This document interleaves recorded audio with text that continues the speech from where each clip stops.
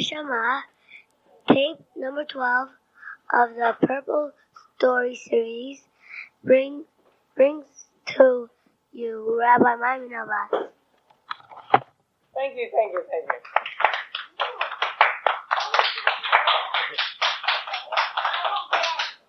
Our story today was about two business partners who unfortunately did not follow the wonderful ways of the Torah. Instead, they just followed the scent of money. Wherever there was money, that's what they followed, that's what they cared for. And these two guys, they were married, but sad to say, they did not keep the Torah properly. And one of them was Mark, and his other friend was Alan. And Mark and Alan were two traveling businessmen that used to travel from city to city to make more and more money, trying to buy items and sell items for a profit, not realizing how good it is to follow the Torah and the Shulchan Aruch. They would just go where the money was. Mark's wife, though, she was a religious woman. She tried so hard to get her husband to do teshuvah and start going to learn Torah every day, to set a time every day to learn, no matter what, to be kovei yitim in Torah, to learn Torah no matter what expense, never to miss that time. She would tell him, Mark, please go to minyan, go to shul. But always he had an excuse. He was tired. He has no time. He's busy. And she would always say, Mark, Hashem didn't make the world for money. He made the world for mitzvot. But, unfortunately, her husband wasn't as religious as her. And he wouldn't listen to her musar. And she would say, Mark, please, dear, please. Let's give some of our money to tzedakah. He wouldn't listen. And time after time, she'd say, Mark, maybe the reason we weren't blessed with children yet is because we don't keep the Torah and mitzvot like we should. And he would say, nonsense. And she'd say, Mark, don't you realize that Hashem runs the world? But all her talk was on deaf ears. She wondered what she could do to change his heart. Till one day, he came home so angry. He opened the door and he said, I had it. Oh, had it. I can't believe it. And she said, what? He said, half my business burnt down. And I'm going to find the culprit and I'll make him pay. Even if I have to make him pay with his life. That scandal. That vandalism. Someone just broke into my store and set fire to so much of my merchandise. I'll make him pay. Probably broke in to find enough money. So he didn't want me to have any either. And she thought to herself and she said, Mark, Hashem will give you back what you lost if you do teshuvah. And he would say, okay, how many times you have to tell me to do teshuvah already? And she said, please don't scream at me, Mark. I only want what's best for you. And I know we'd be so much more happy if we kept the Torah. That's a promise that Hashem made in Har Sinai, that if people keep the Torah well, they'll be very happy. They'll have lots of children and lots of money and lots of happiness. He looked at her and he said, come on, what do you want from me? I'm not a rabbi. She said, you don't have to be a rabbi to do the mitzvah, but you have to have a rabbi. Please, go travel to Yisrael Baal Shem Tov and ask him to give you a blessing and to give you advice on how to return to Hashem, how to do teshuvah, and how to become more orthodox and more careful in the mitzvah. And he said, I don't know, where's this rabbi? I'm going to go all the way to this rabbi. He doesn't know me. What does he care about me for? And she said, rabbis care about everyone. They're the nucleus of Am Yisrael. They're the neshama, the soul of our people. Everyone must have a soul and everyone must have a rabbi. Don't worry. You'll see right away that he'll love you and he'll guide you. She said, what's going to get my money back? He said, probably. Yeah. He said, I don't know. I got to go call my friend now, Ellen, see what's happening. Because, we're partners in this business. And if you want me to go, where's this rabbi live? He said, he lives in Michelstadt, but it's not so far away. And if you go, you won't regret it. You could only gain. It will be an investment of your time and money. He looked at the sincerity of his wife, and he said, all right, I'll go. Alan, he said, Alan, listen, it's not everything, We had a lot of good deals in there, and besides, there was a lot of junk in the warehouse anyway, so the guy just burned some of the junk we had. Some of it was good merchandise, but you know what? My wife, she says we should travel to get a blessing from a rabbi, and she says it's going to happen.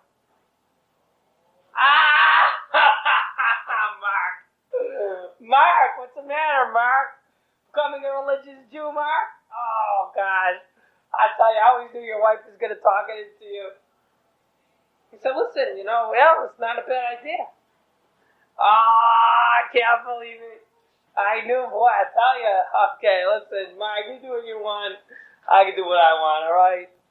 He said, no, but listen, what do you lose? Go to the rabbi and get a blessing. He said, listen, waste money going to the middle. What's that place that rabbi lives? Michelstadt, listen.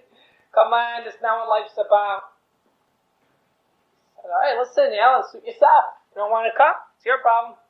Your business. He said, listen, don't worry about it so much, but I tell you what. There's a town around there that I was heading to anyway, because I think they're selling over there a lot of furs at a very good price. I'm talking rock bottom wholesale. You can really get it for less than even cost price. We can get over there and maybe ship over a couple of wagon loads of furs.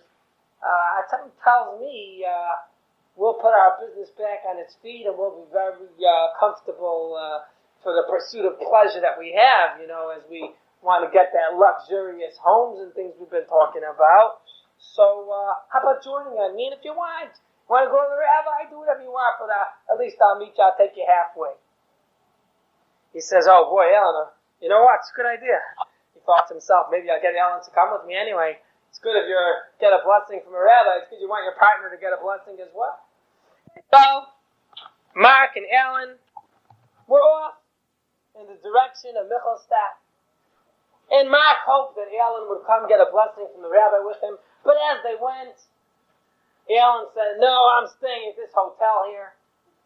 It was a creepy-looking hotel. Had gates, metal gates on the window, blocking the way to the windows. It was a creepy place. But Mark didn't want to trouble Ellen to have to go with him all the way to Michelstadt. If he didn't want a blessing from the rabbi, then okay, let him stay. And off, Mark drove his horse with the greatest of speed as he ran to do the mitzvah of getting a bracha from a rabbi. And as he got there, the Yisrael Baal Shem Tov said, Shalom Aleichem, my friend, it's nice for you to come. Right away. The guy, Mark, he wanted, boy, the rabbi's so friendly. He welcomed me. He said, it's nice that I came. He said, it's nice to meet you. Boy, he said, Rabbi, I'm just here for really a blessing for my business. My business burnt down, and my wife said, if you can give us a blessing for the business, and also that we should have children. And the Baal Shem Tov told him, if you keep Shabbat, Shabbat gives you blessings. Every time you keep Shabbat, and you enjoy the beautiful Shabbat day, and you don't work, but you relax, and you enjoy the day of delight, then you will find blessing from Shabbat. So, the guy said, Shabbat, well, my wife keeps Shabbat, I think. I said, what? Your wife keeps Shabbat, how about you? I said, well, me, I'm a traveling businessman. Very hard to keep Shabbat when I travel, He said, no, if you want a bracha, if you want a blessing, if you want Hashem to give you lots of money and happiness and children, You better keep Shabbat. He said, okay, Rabbi, so can I have a blessing? And he said, well, I'm going to give you my Havdalah candle. This Havdalah candle will remind you to keep Shabbat. Because you know what a Havdalah candle is? It's a flame that shows us the difference between light and dark, day and night. The day Hashem makes light, the night Hashem makes dark for us to sleep. When you look at this Havdalah candle, you must remember that all the days of the week are different than Shabbat, like the difference between day and night. Shabbat is a day of joy. The rest of the week we have to work. If you remember to keep Shabbat, and you keep the Shabbat day holy, it's better than the rest of the week, then of course, Shabbat will give you blessing. And with that, he took the Havdalah candle from the Baal Shem Tov and said, thank you very much, Rabbi, thank you very much. And he went and he thought to himself, yeah, maybe I'll keep Shabbat, whatever. The main thing is, my wife's happy, I got a blessing from the rabbi, and we'll see. He waits there a day, and as he's traveling back, he thinks, you know what, let me go to the hotel where my friend was. And as he knocks on the door, hello? There's no answer, and he knows there must be someone there. I mean, his friend Alan's probably still there. He opens the door. Hello? He opens the door. He sees spider webs broken. The place gives him the creeps. Something smells. He looks around, and all of a sudden a man starts coming. Old man with long hair, long white gray hair. One of his eyes is squinted. He's got a scar on his face. He looks creepy. And the guy's pants look like they're twice the size of his belt. And his belt's sitting there pulling all the pants together. And he says, yes, how could I be of service? And he says, I'm just business now. I was hoping you have a room for the night. I'm exhausted from traveling. He said, yes, by all means. Said, well, maybe I can have a room with my friend. My friend's here, Alan. You saw someone, Alan? Said, Alan? Oh, no, didn't see him. Oh, yes, yes, he was here. He said, oh, okay, is he still here? Said, yes, no, And Mark said, are you okay, sir?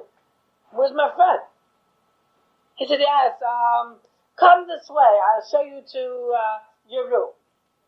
And he said, okay, as I was saying, is there anything to eat tonight? I said, sir, my friend, you come so late. Yes, I'll bring you something to eat, but stay in your room, okay? Please, after curfew, everyone really should stay in their room. The hotel's not responsible for people who walk out, it's a dangerous world. He said, okay, just please, I'm very hungry. And as he took him to a room, he walks him, and Mark just didn't feel right. This guy gives him the creeps. Takes him to a room. He opens the lock.